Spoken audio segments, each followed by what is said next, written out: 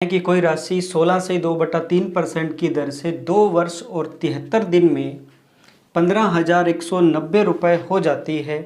राशि बताइए। इस बार हमें मिश्र धन दे रखा है और समय दे रखा है 2 वर्ष और 73 दिन।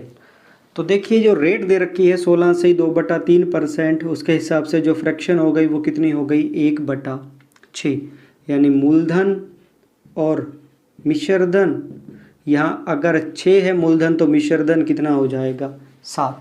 2 वर्ष कंप्लीट दे रखे हैं तो 2 वर्ष के लिए तो अलग अलग लिख दूंगा मैं। यहाँ 6 और 7 है तो अगले वर्ष के लिए भी 6 और 7 लिख दूंगा। पहले वर्ष के लिए भी 6 और 7, दूसरे वर्ष के लिए 6 और 7, या डायरेक्ट मल्टीप्लाई करके मैं 36 और 49 लिख सकता था। अब बात आती है कि आगे के जो 73 दिन है उसकी फ्रैक्शन क्या होगी। तो 1/6 जो फ्रैक्शन है वो पूरे वर्ष के लिए है। तो अगर मैं एक दिन की फ्रैक्शन निकालना चाहूँ तो 365 का भाग दे दूंगा और 73 दिन की निकालने के लिए एक दिन की वैल्यू को 73 से गुणा कर देंगे। ये 7 5 35, 5 या 15 किस पर कट रहा है 5 पर। तो जो फ्रैक्शन हमारे पास आ गई वो कितनी आ गई 1/30। तो बचे हुए 73 दिन के लिए अगर मूलधन 30 है तो मिश्रधन कितना होगा 31 होगा। क्लियर है, 30 में 1 जुड़ जाएगा 31।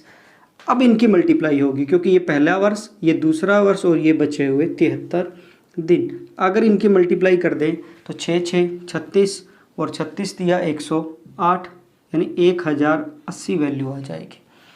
इधर अगर मल्टीप्लाई करें तो 7 7 49 और 49 की मल्टीप्लाई किससे करनी है 31 से। तो 49 1 49, 4 हासिल आ जाएगी।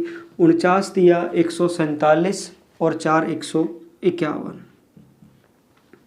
तो मूलधन का जो यूनिट हमारे पास आया है वो 1080। मिश्रधन का जो यूनिट आया है वो 1519। हमें दे मिश्रधन रखा है और पूछा क्या गया है मूलधन पूछा गया है। तो मिश्रधन हमारे पास है 15,190। कितने यूनिट के बराबर है 1519 यूनिट के बराबर है। और हमें मूलधन पूछा गया है जो कितना है 1080। ये 1519 कट गया, एक ज़ीरो इधर लग जाएगी। जो आंसर आ गया वो कितना आ गया 10,800। यानी प्रिंसिपल है मूलधन है वो कितना है 10,800 रुपये है।